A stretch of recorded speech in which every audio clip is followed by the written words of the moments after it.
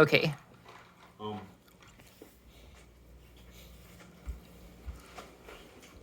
movie Everything Everywhere All at Once that Belinda, Dennis, me, Grace, and Mira saw yesterday.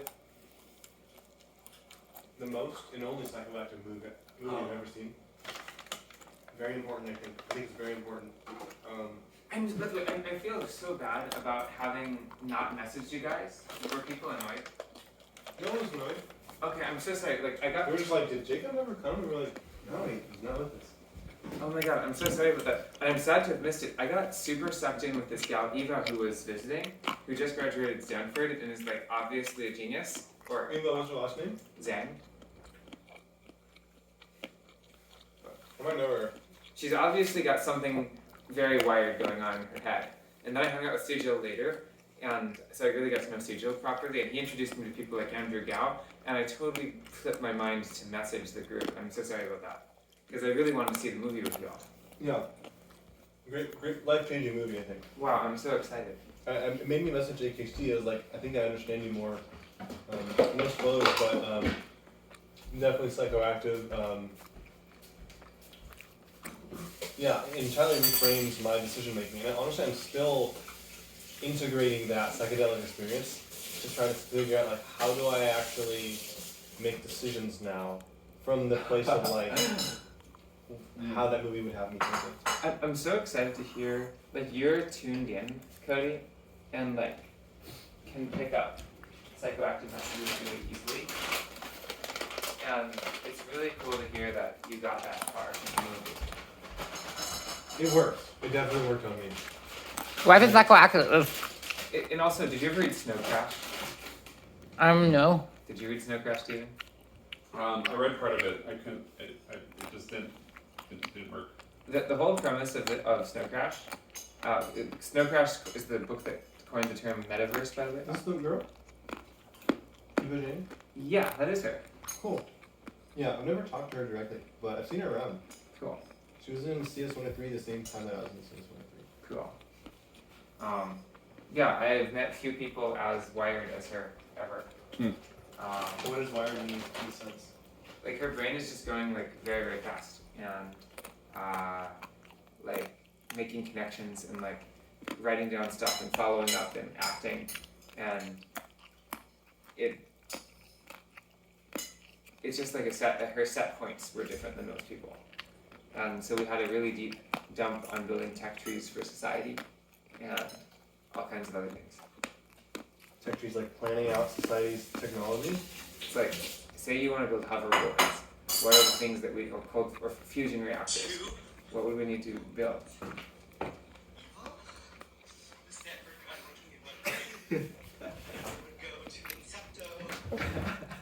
What is he doing?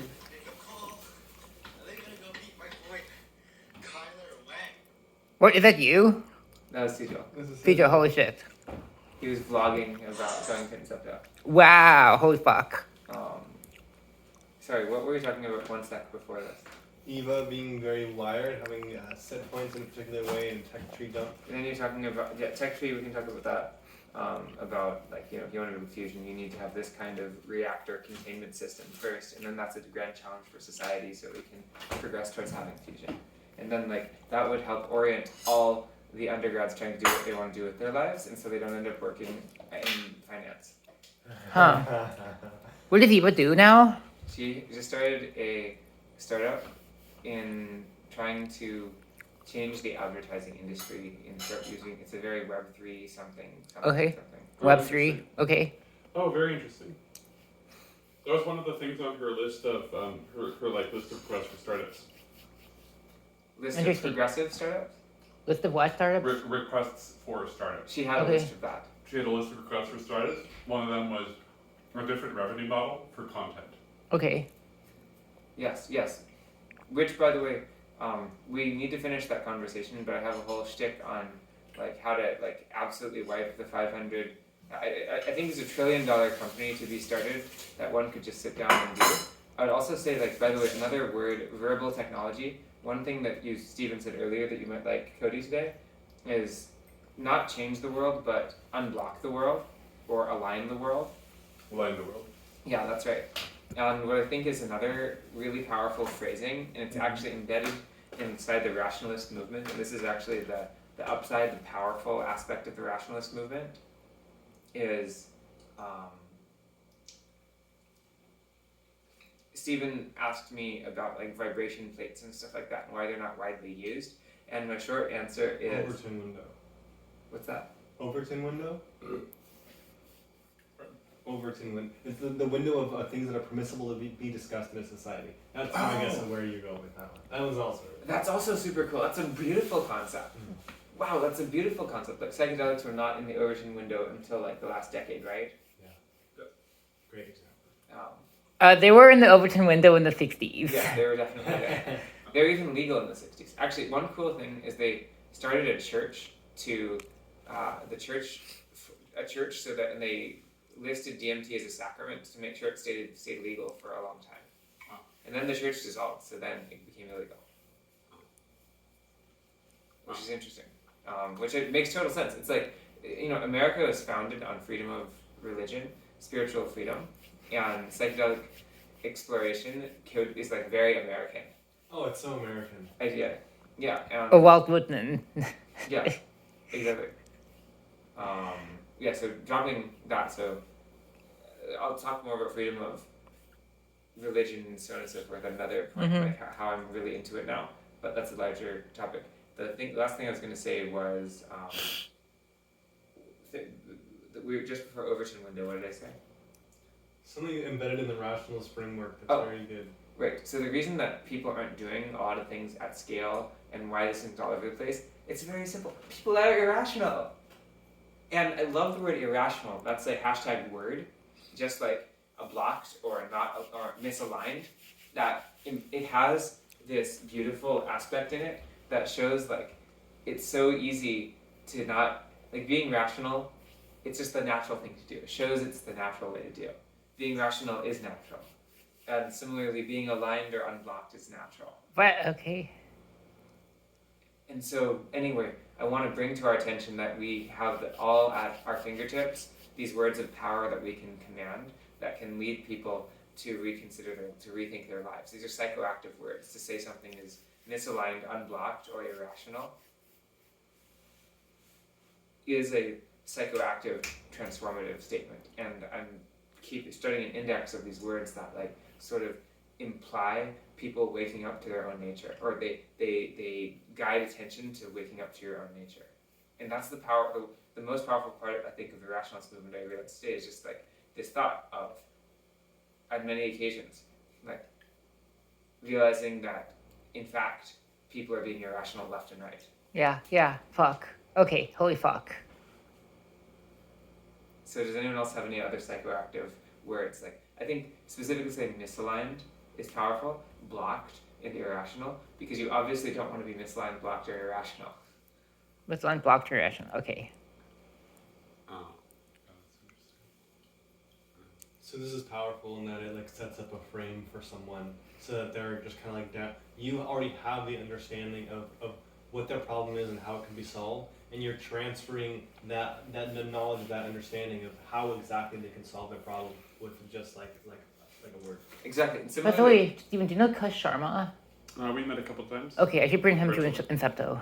Is he SF now? He'll be in SM on Wednesday. Oh, great. Yeah. Yeah, we met over Diamond Age.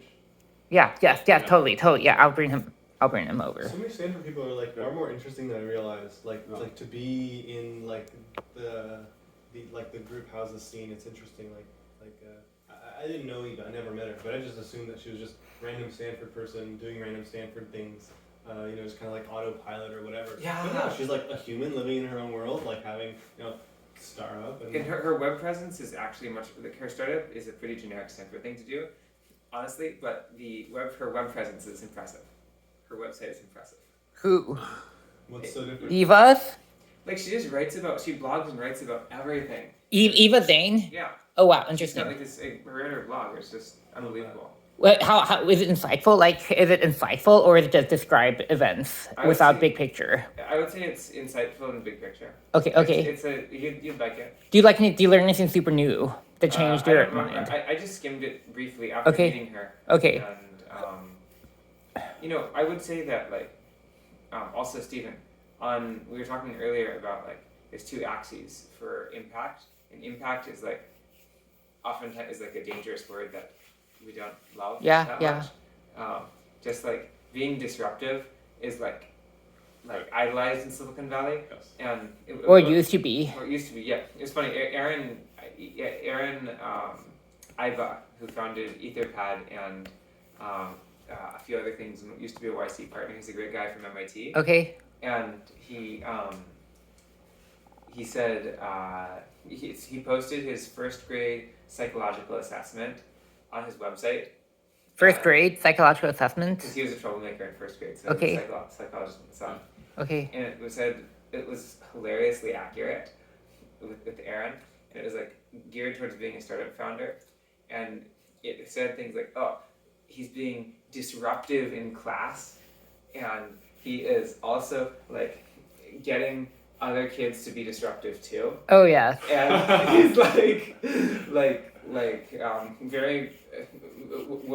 not willing to focus on the core curriculum, but very motivated to go do his own projects. And it just like literally describes all the startup profile. That's good. Those are good That's attributes. The wrong context. Exactly. That's great. Exactly. So it's like maybe you're a freaking like I don't know, maybe you are a I don't know. When people are having a bad time in life, I always want to recognize whether they are like a monster truck that showed up to a Formula One race or vice versa. In that, like, if you're a Ferrari and you are showed up to a mud race, then Right. like you're not going to get a lot of love Yeah. from the environment that you're in. For real. And like I think a lot of people I meet are like Ferraris that showed up to to like monster truck races. There's almost no good races in that sense. Okay. But anyway, Jacob, what do you think of my? What do you? Okay, go on. So no, did you want to go on that, or what was the topic you wanted Go to on. about? Wait, so Cody, why was everything all one psychedelic? Yeah, I'm super interested. I don't want to spoil the movie. Okay. Very important to see the movie. Okay. Please. Yeah. Very good. You'll become we will become one of them. Oh Okay. yeah. Oh yeah. No. Yeah. And the thing is, you're supposed to be like raving about it, but you're not supposed to give any spoilers about it. Okay. Okay. I saw that. There was a thread somewhere embedded that was being said. Oh, were they giving spoilers about it? No, I think we were talking about just the previous topic, or do you want to hop another topic? We're talking about unblocking, we're talking about being rational. And Stephen, you're really good at being rational. That's one of your lasers. We're talking about wisdom is the direction of the angle of your vector, and intelligence is like the magnitude of your vector, and there's almost no good races, which is the other thing. If you're like a Ferrari, and like I meet all kinds of people, and I just think they're so beautiful, and oftentimes so out of context, because like, Yeah. especially outlier people, what they are is cogs in a bigger machine that is emerging, and society allows us to be, they say it's a great quote, society allows us to be more defined by our strengths than by our weaknesses. And that's like the power of society, and that's why it's so effective. I'm confused about combining the two statements. I mean, aren't outlier people, like I think of myself, I traditionally failed in most systems, and yet by my own metrics that I had yet to discover, I was like radically succeeding. Totally failing at school. But you got into Stanford. I did, yeah, after, despite being told the whole time, I mean, the feedback was also like from my parents, but like that I, wasn't doing well, Yeah. never Yeah. really good at Yeah. Man, that sucks. It must have been a lot of pressure and a lot of scary. Yeah, it's only been in like the last year that I've been realizing that I'm actually smart. Uh huh. Yeah, and it's like that doesn't make a lot of sense in like a logical way. It's like Cody got into Stanford, like you're smart, like what? But it was like, yeah, just like being able to clearly see like a way in which I'm smart, and be like, oh, that's pretty cool. I like that. That's good. It's really cool to see yourself like when you're on fire doing stuff. And I'm curious, where are the places where you feel like a fish in water? Where do you feel like, wow, I'm just running my high power brain in its way that it's meant to be run? Oh, a fish in water. Oh.